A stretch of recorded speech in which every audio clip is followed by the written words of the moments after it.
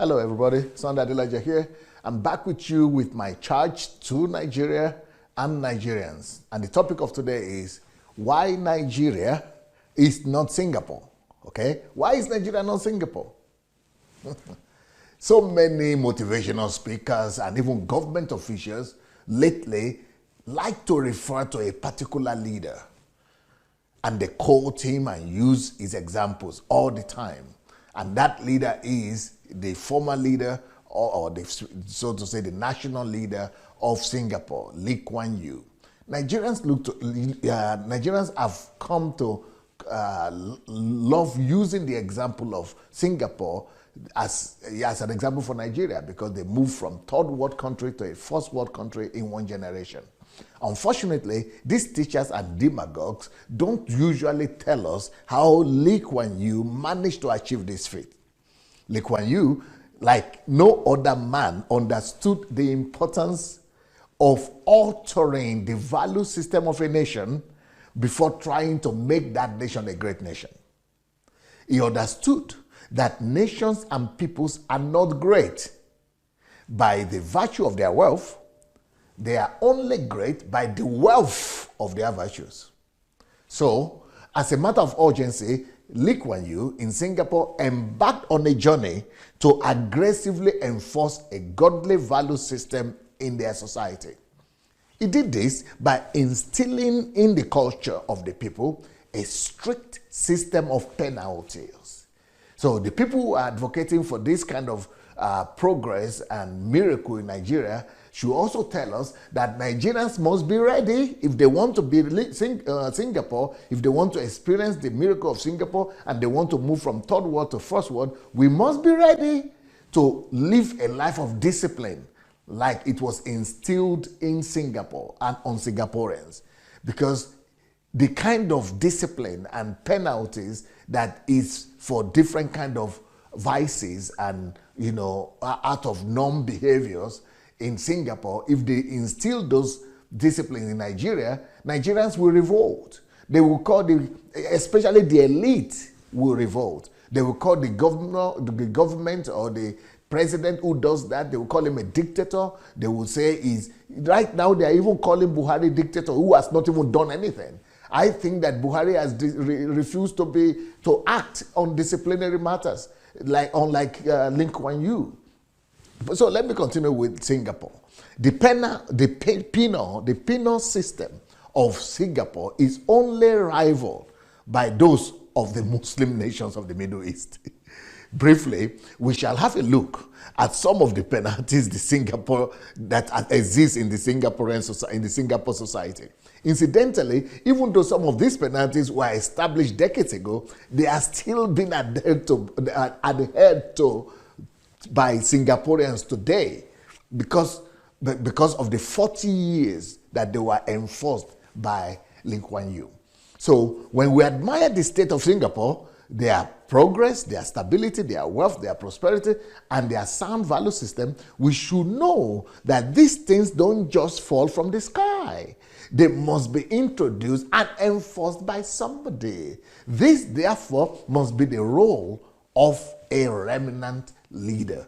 If we have, and even if the leader and the political leaders will not do it in Nigeria, let the society begin to arise. Let the civil societies begin to raise their voice. Let ordinary people begin to campaign for a life and a lifestyle of discipline, for a society that is living by the rule of law.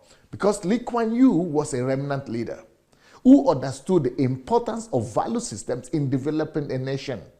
Here are I'm going to give you some of the penalties and some of the punishments for civil disobedience in Singapore. You will be shocked. If we introduce these things in Nigeria, I think Nigerians themselves will overthrow that government. Number one, if you are caught chewing gum, you are penalized in Singapore. You can pay a fine of up to $1,000 or go to prison for 1 year because you are chewing gum, especially in public. If you cross the road, number two, if you cross the road in the wrong place in Singapore, you are going to be penalized because you did not act by the truth. you will pay the fine of $200 just because you crossed the road in the wrong place. If we do that in Nigeria, our budget will be will become a rich country immediately, because everybody is crossing the road in the wrong place. And if you are going to be punishing people for chewing gum to pay $1,000, we will not have budget deficit. But if you begin to find people to pay $1,000 in Nigeria, everybody in Nigeria will be in prison, because most people would not be able to afford that kind of penalty, $1,000 for chewing gum. But can you imagine? Just tell me, what do you think will begin to happen in Nigeria if that kind of stringent law is enforced in Nigeria? Okay. So, but number 3, if you are found littering, throwing things, littering the place by throwing bottles, paper on the ground, you are either in prison in Singapore, or you are fined $800 for throwing paper on the ground. $800. Does Nigeria still want to become a Singapore? Do we still want to become a developed country? Do we still want to? It is the value system that is lacking. Developed countries are developed on values. It is values that develop countries. If we don't first of all shape our values, if we don't first of all correct our values, we will never become a developed and civilized society. So it is all about value system of Nigerians. Are we ready to change our values? Are we ready to become a disciplined nation? Now, next point on Singapore. If you are caught spitting like that, yeah, or defecating in public, you are heavily penalized, or in most of the cases, you are even sent to prison for it. Next point. If you are caught throwing a cigarette butt, you finish smoking and you throw the cigarette butt, you will be penalized with similar punishment as if you are a great offender. You will be. So what is the penalty for throwing cigarette butt somewhere? $1,000. That is if it is the first time or you are offending. If that's your first crime. But if it's not, if you are not a first-time offender, it will be $5,000 for a repeated offense like that. Just throwing something on the ground. If you are caught with illegal drugs, that one will not even talk. You are sentenced to death. Let me give you another one. If you are caught eating in public place, like in the transport, for example, in the car, in the transport, or you are caught smoking, not where it is designated for smoking, but outside, maybe in the bus stop or on the street, you are fined another $1,000, between $500 to $1,000. If you are caught vandalizing, like making graffiti, that's vandalizing. You are not just punished and fined, you are caned, you know. And the way they cane you is that they ask you to remove your backside, your clothes, open your backside, and on your bare skin, body, they give you 24 strokes of beating, of cane. That is just for a little offense, like like graffiti, like vandalizing. Now, who is ready for this in Nigeria? You tell me. Is Nigeria ready for this kind of? This is why we are not living good. This is why we are not living like a developed country. This is why we are not living like a civilized country, because we are not ready to pay the price of civilization. We are not ready to pay the price of development. Go to Europe too, or America. Law is everywhere. There are laws and you are punished for any single offense. But in Nigeria, there is no law. And Nigerian elites like it like that. When there is no law, anybody can do what they want. Let me give you another example of Singapore. If you use the public toilet, all right? I'm not talking of those who don't even use toilet, like in Nigeria. But if you go and use the public toilet and you refuse to flush it, right?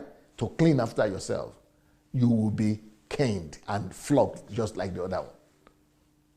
Another example, if you walk about unclad, undressed, or nude, even in your own house, you will be heavily penalized. You'll be punished for it because you are disturbing the peace of the society. If you hug in public without permission, you will be penalized. So who wants to now live in Singapore? Who wants to be a country like Singapore? Do you still want Nigeria to become a country like Singapore? Because we are unruly. We are indisciplined. The problem, the number one problem for our country is value system. And it's not just for the politicians. It's starting from the politicians to ordinary people, to school people, to university students. It is discipline until we can raise of a government or our people themselves, civil society, until we can arise and demand that there will be discipline and there will be respect to the rule of law. There will be nothing like development or better standard of living in our country. Now, let me give you another example of Singapore. If you criticize other religions, you are going to jail. That one, no controversy. You are going to prison. Another example, if you tell a lie, for example, you are introducing a stranger and you are saying that stranger is your friend, you lied. That is considered a deception and you will go to jail for it.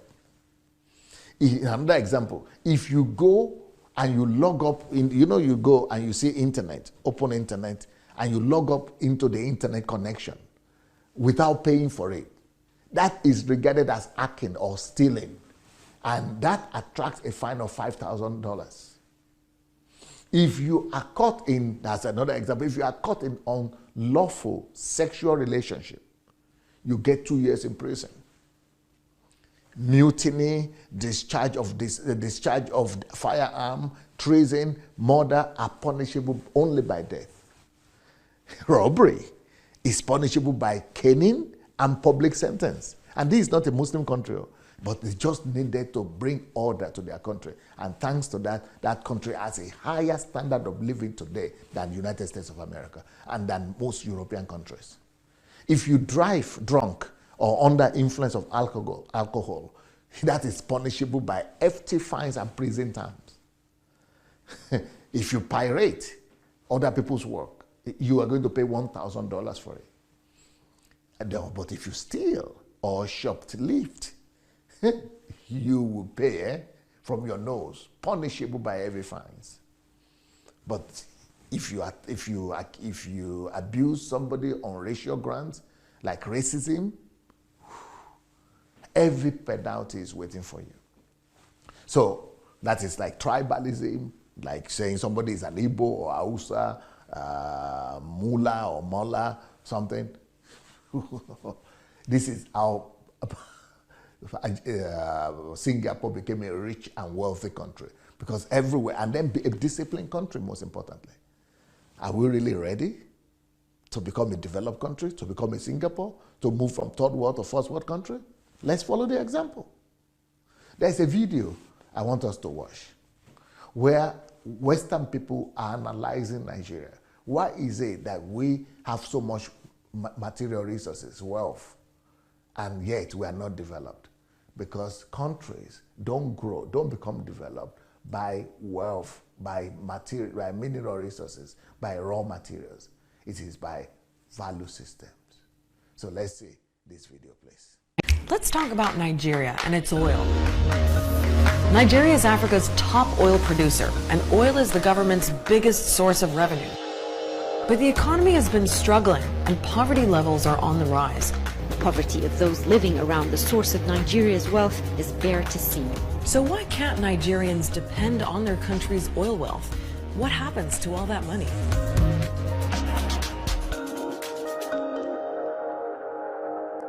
They call Nigeria the African giant for a reason. It's home to Africa's biggest population and largest economy, powered by a growing services industry and agricultural exports like cocoa and palm oil. It has Nollywood, Africa's biggest film industry, fashion houses, a booming music business, and a very wealthy elite, including the richest man in Africa, Aliko Dangote.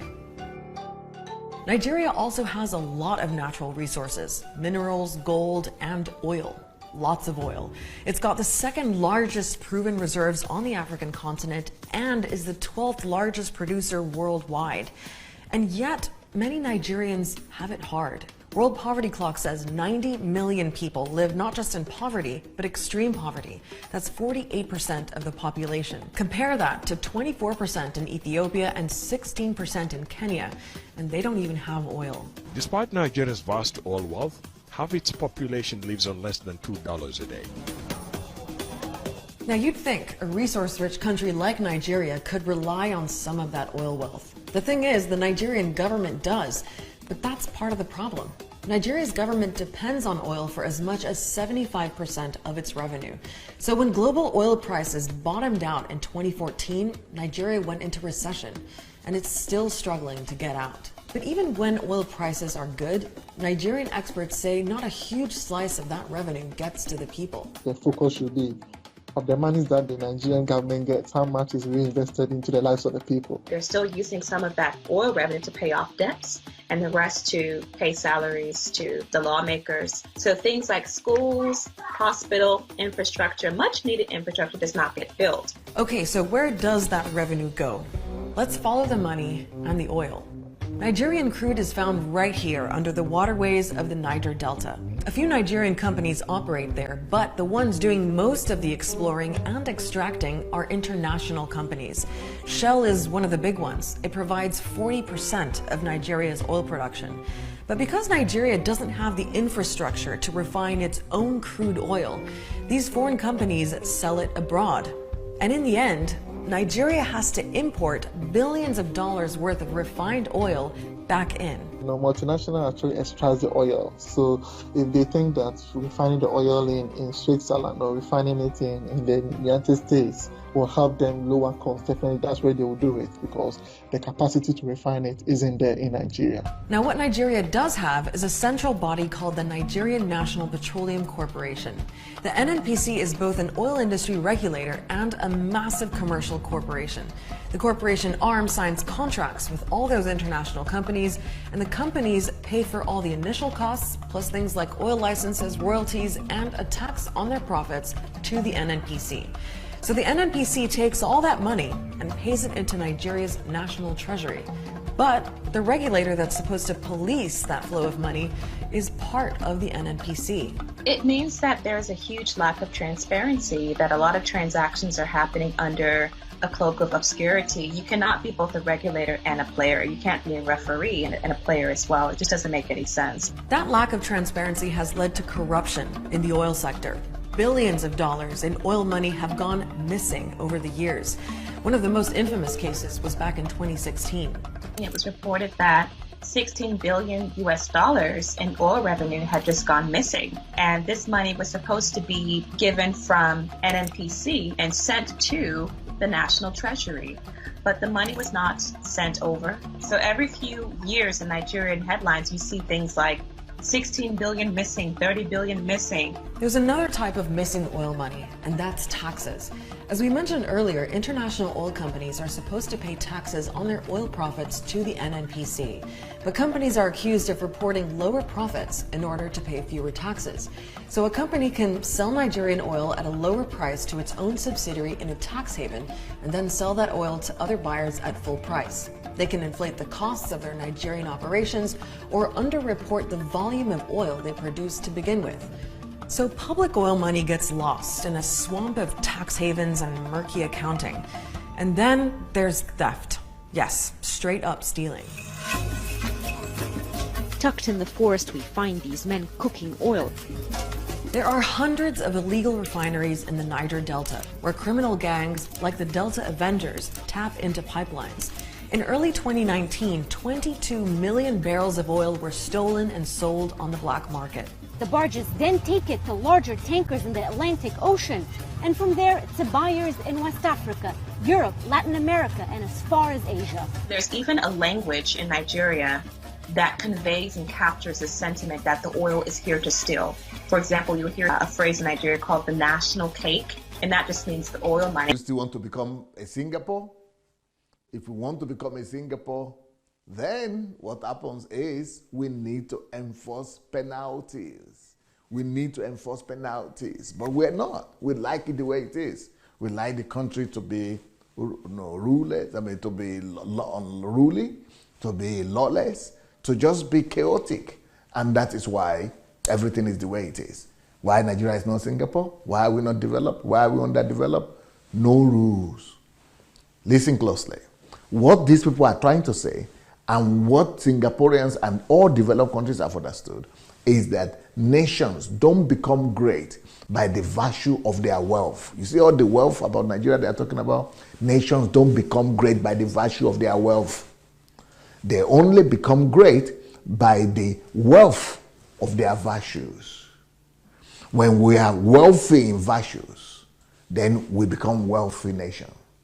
But right now, we are wealthy in raw materials, mineral resources, but we are poor in virtues. That's why we are a poor country. For the love of God, church, and nation. Peace. Sunday Adelaja here. If you believe in nation building principles, please like this video, share it with your friends, and let's change our nations together.